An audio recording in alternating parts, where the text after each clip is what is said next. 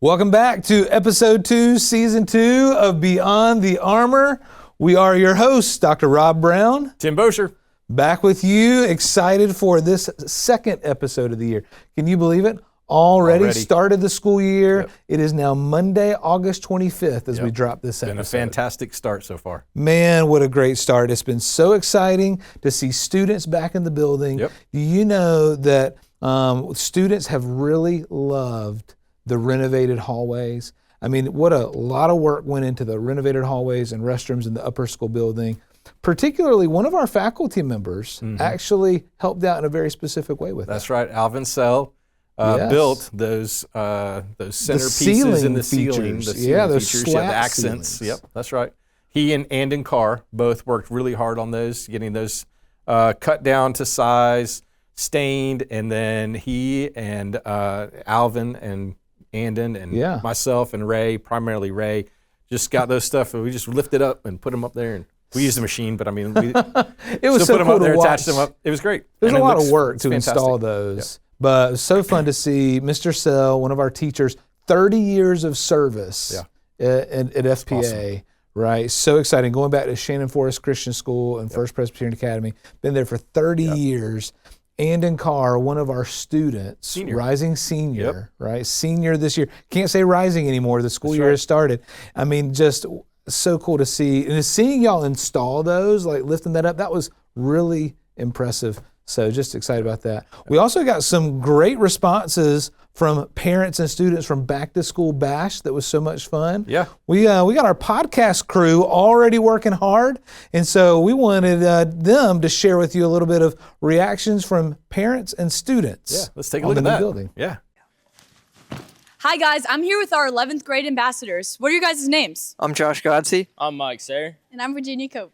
As you know, over the summer, our school has got some new renovations. What is some of your guys' favorite things that have been updated to our school this year? I really like the hallway renovations. I'm a big fan of the main office update. And I really like the murals. Thank you guys. Let's have a good school year. Hey, Coach Stowe, how's your summer been? It was good. Good. But we were busy. As you know, there's been some upgrades in the school. There's been a few. What are your thoughts? I love them. They look so good. The hallway looks good. It looks fresh. It looks clean. Mr. Stell did an amazing job with whatever's going on in the ceiling. Now, can we get the gym and a new track? Yeah. Something next, maybe? Oh, so exciting to see their reactions to the new building renovations, right? You know, everything that we were doing inside. They were really excited about it. Yeah, no, that's fantastic. So amazing. Yep. Love that. Man, I walk down the hallways and I've got students that'll come up and be like, "Hey, thanks, Mr. Tim, for doing all this work." They have no idea I didn't do a lot of all that. But I appreciate the thanks and the gratitude and all that. You and Ray, Nadia, Russ, Brian, I mean, y'all really worked hard. There's a lot that y'all did do, a lot of the detail stuff that had to be done. And I know we had a lot of contractors involved with that, Mr. Sell involved with that. It's really just fun to see the community. You know, I love that we have 30-year veterans like Alvin Sell. People who have been here so long. We also have several new faces on our faculty and staff this year. There are several new teachers across all divisions of the school. And so excited for you to get to know who they are, get to see them. But they are excited about investing in our students. You know, that's why we are here. We are here to pour the gospel into their lives in every subject, in every classroom, in every activity, so that they are, our theme for the year, rooted in Christ, right?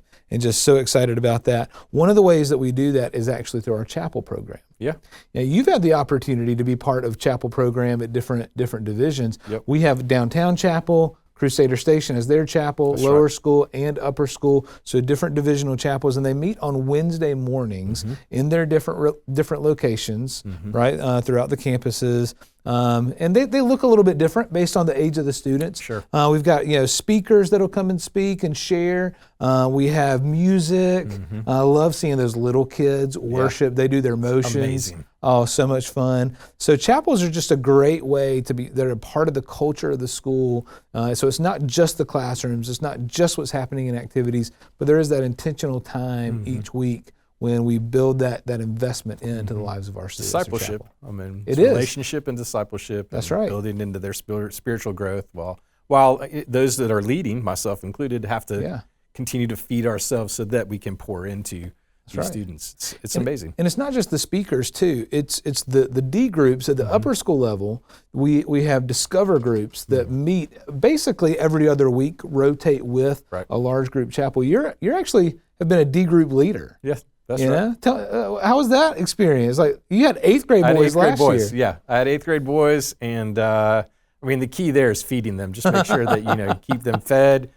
If the belly is full, the ears will listen a little bit, and for a little while. I understand how that works. It's good. I mean, honestly, that's what Joa Martin said was his favorite thing. His mom, Marion, tours families around the all the time. admissions He happened director. to be in the same place that I was, and she said, "Hey, this is Tim Bozier. He's Joa's D group leader. Joa, tell us, what's the best thing about Mr. Bozier's D group?" And I was expecting, we were Deep both expecting spiritual something truth. spiritual, and he said, "The snacks." The snacks, yeah. Yeah. I mean, you're building relationships, right? That's you're right. investing in these guys. And I know a lot of our D group leaders, yourself included, it's not just what happens in that D group time, it's the relationships that you're establishing with those students, because that is the culture of our school. And so I love seeing that happen week in and week out. This past week in Upper School Chapel, Dr. Pandolf, one of our Bible teachers in the upper school, he actually led off our chapel program. He's the one that really orchestrates the Upper School Chapel. he's great. Works with Mrs. Thompson, our upper school principal. So good. He taught on Ephesians 3:17, and the theme for the year is rooted. And so just helping our students to think about what it means to be rooted in Christ. And now we get to go take that further. That's right. In our D groups, you know. So it's discipleship, it's relationship, it's investment in our students.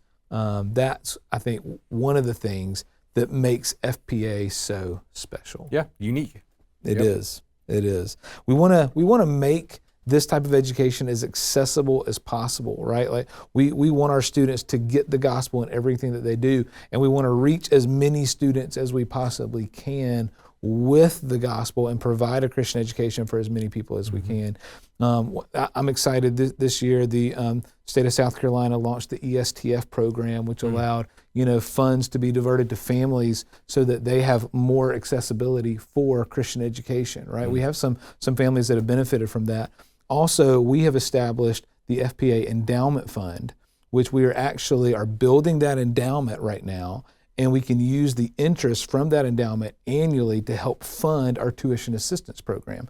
And we're very intentional about awarding tuition assistance on a needs basis for families who have demonstrated financial need so that we can make the education that we provide as accessible as possible. No, that's fantastic. That's the only way that our family made it through the school we were at, was the financial help that came from reaching out through FAFSA and saying, here's the need that we have. Even with the discount that I was getting from the school as a teacher and all that, we would not have made it otherwise without the extra financial help that kind of came through that financial aid. So it's huge. It's really important. If you can support that in any way, I would encourage you to do so. If you need that in any way, I would encourage you to reach out and take advantage of those things, because we can't help if we don't know. That's right. And there's a process that we go through annually, and so that financial aid application will open up later for next year. We'll start that process.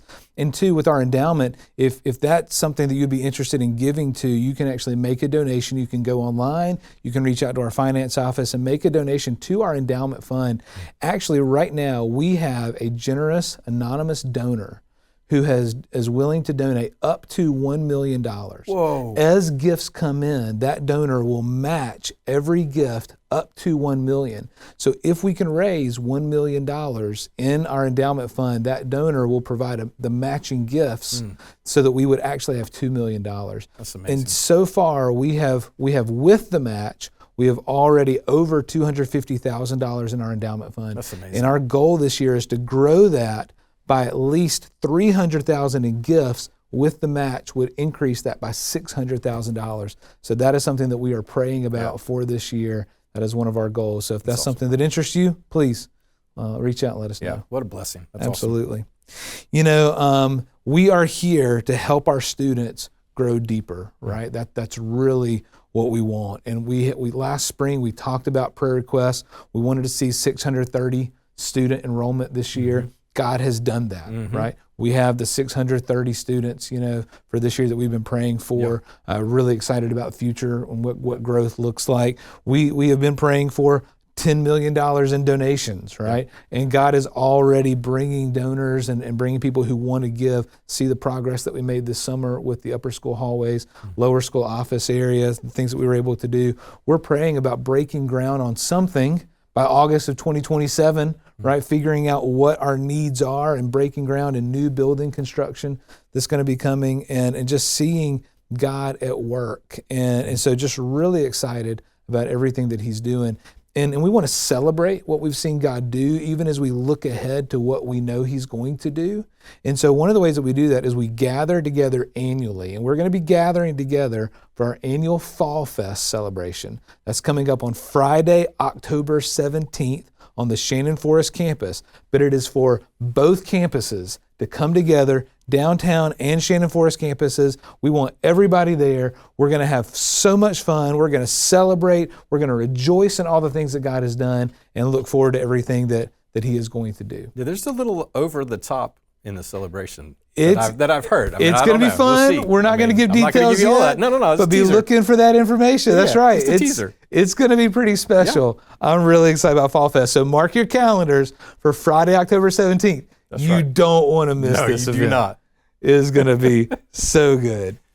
All right. sir. Excited about everything that God has done and what he is doing and everything that he's going to do. Absolutely. We want to see our students, right? Dig deep, branch out, and bear fruit. That's our prayer.